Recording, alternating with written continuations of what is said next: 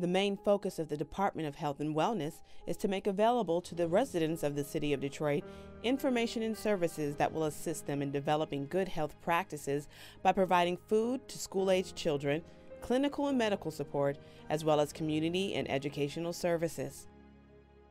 There's an epidemic in the African American community. 18% of African Americans go diagnosed and undiagnosed with a disease that ends them here. And for the many that are diagnosed, this is where they start their day. At DaVita Dialysis, it seems more like a family. The patients, the technicians, even the directors, they come together to offer treatment to those who are in need of that care. And we're going to talk to a couple of people today to find out exactly how the day starts. Good morning. Good morning, sir. You all right? I'm doing good. Mark, how you doing there? All right. How you doing today? All right. That's good. When I received my diagnosis, my creatinine shot up to a 14.9, and I was at Harper Hospital. My family support is good. I have 4 sisters that support me in my dialysis. No history of diabetes. I have high blood pressure, no diabetes. And that's what happened. It shot up. And it caused me to a rapid change in my life, where I had to leave my job, had to retire from work, and start a whole new different lifestyle. And this is life as it is. This is a new lifestyle. I feel good. Blood pressure's good. I feel good. I only put on 2 ounces a pound, so I'm doing good. Watching my fluid intake. Programs like Kidney Smart are kidney disease education classes, explain how medication, diet, and nutrition work together to help you keep healthy and what treatment options are available to those who have been diagnosed. My name is Angela Humble. I'm with Kidney Smart. Kidney Smart is a chronic kidney disease education program. And our target audience is anyone who has diabetes, high blood pressure, or patients who have been identified with chronic kidney disease. Diabetes and high blood pressure are actually 2 of the leading causes of kidney disease. And what we've found is many of our patients who start dialysis didn't receive that education before they start. So what we're trying to do is give them that piece of education before they ever start dialysis, and help them to understand not only how the kidney works when it's functioning normally, but also how to manage those risk factors. So for example, the diabetes and the high blood pressure, what do they need to do? Do they need to change their diet or work on adhering to their medications a little bit better? And then once they have that piece of information, our goal is to help them to be part of the healthcare team. So we're teaching them about their lab values, how to look at those, how to work with the doctor, to be proactive really in their care.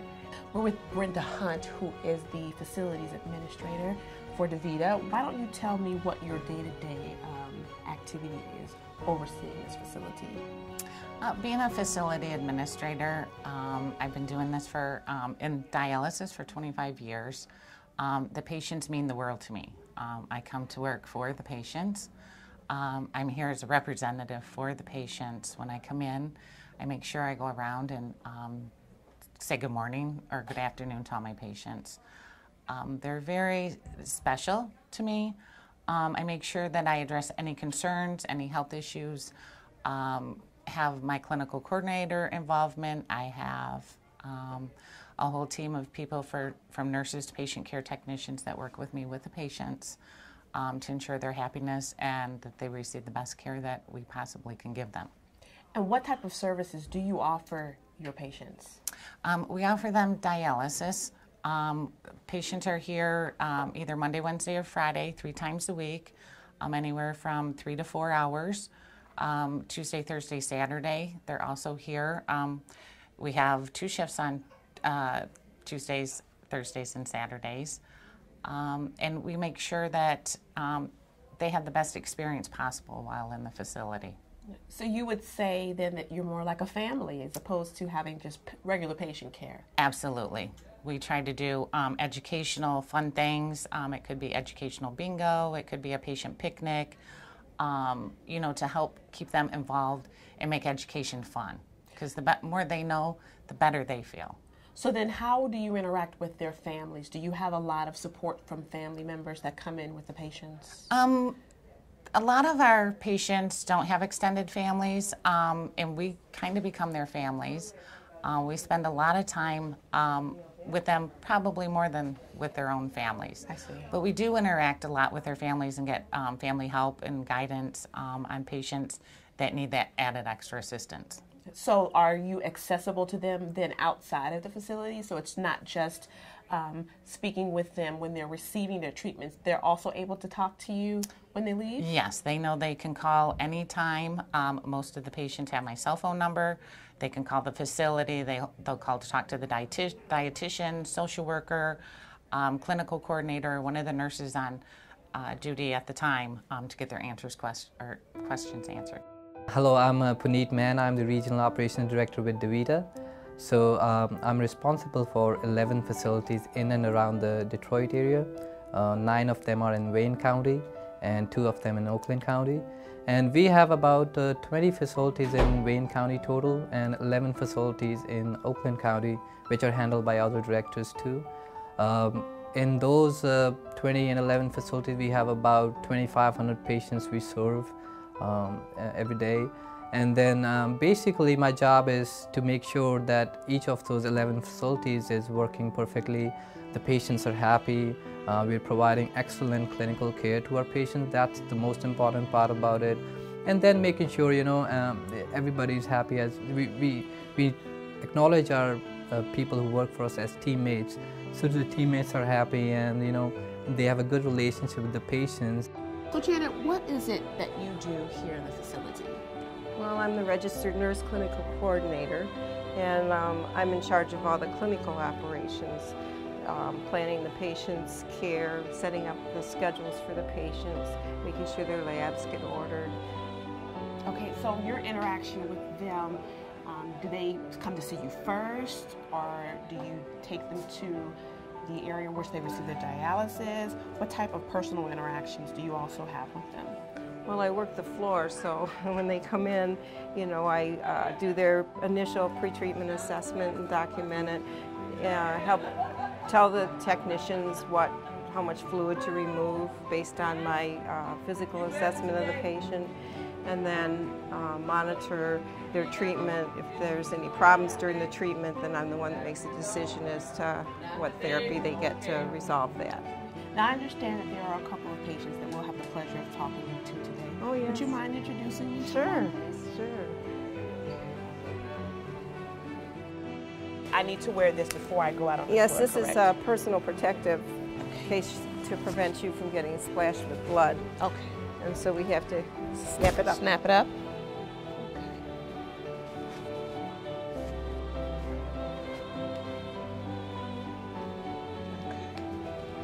How's that? Good.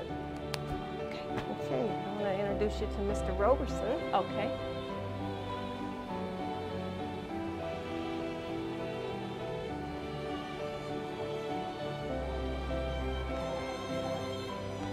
This is Mr. Roberson. Good morning, Gary. Good morning. How are you? It's a Just pleasure fine. to meet you. Welcome to State Fair Dialysis.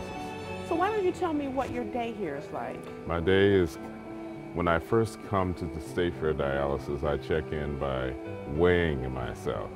I have to get an exact weight so they can tell how much fluid to take off. This is a process of dialysis. It not only takes off water, but it also takes off toxins in your blood to clean it through a machine, which is called the dialysis machine. You have to have this done 3 times a week in order to perform as a normal person outside of dialysis, because my kidneys do not work. So at this particular stage in your treatment, how is your body feeling? How long have you been on the machine today? I've been on the machine since 5 o'clock. So, well, 5:30. And Okay. so my process is 6.5 hours, 3 times a week, 19 hours a week. And I'm a big guy, so I need more dialysis. I understand. And in other countries, on the internet, if you look at dialysis patients around the world, They dialyze 8 hours a day, every treatment. Switzerland, Sweden, Italy, Japan. So your day starts off at 5, and once you're done with your treatment for that day, what do you typically do? Usually I go home, I take my wife shopping. She is a great reason why I do so well on dialysis. I'm a 60-year-old man. I've been on dialysis for 18 years. She has been there for me for over 35 years. Wow. And so she supports me tremendously in my faith and keeps me going. So you are comfortable with this being your way of treating your body, yes, and you know that it's lifelong. So the participation or the support from your wife, that's a wonderful thing to have. Yes. What about your children and grandchildren? How do they interact? My children have offered to give me kidneys and I turned them down. My daughter is 25 and she got married. She has not had any children. She offered to give me a kidney and I turned her down because she's my baby and I want her to have a life of health and strength. With a rising list of health complications associated with hypertension and diabetes, programs requiring dietary restrictions of fats and sugars have been created to help families with better food options. According to the Fair Food Network, in Detroit, 20.5% of its residents live at or below the poverty line. This means that many of those living in the city live in areas with limited or no access to nutrition services. The dietitian here, we go over my diet. I would even call her at the supermarket. I was at the supermarket and I called her to ask her, can I get this can of tomato? The biggest problem I see is the high blood pressure and the diabetes that are not well controlled in the African American community, which make them at higher risk for developing kidney disease. By the time they get to me, most of them did not realize that their kidneys were failing, or they've been told and they really didn't hear it. And so now they're here on dialysis. I think in terms of our relationships with our patients, everybody within DaVita, from my position, through my director positions, through my facility administrator positions to the patient care staff, we're all very engaged as a team to focus on the care that we're providing to our patients. And in many instances, it's not unusual to see us all walking through the facilities, greeting our patients and having conversations. It's what kidney care is all about. It's wonderful to see the patient, and when we first started dialysis, they were very sick. And a month or two into it, they look wonderful, they have great appetite. And if most of the patients, if they don't tell you they're in dialysis, you don't even know they're a dialysis patient. They travel, some of the patients travel internationally, and patients also travel with a family gathering to other states. We facilitated that arrangement for them to receive dialysis care when they go to different places. I'm 60 years old. I have 4 children that are grown. I have 12 grandchildren. I have 3 great-grandchildren. I lived my life and I enjoy my life, and I intend to live along with this treatment. This is a part of my life, and it is a part of me. And I have to make sure that I keep active and going so that I can have an active life, and therefore my dialysis is not in vain. So when you receive your diagnosis, it's not a death sentence. It's actually the beginning of a new life for you.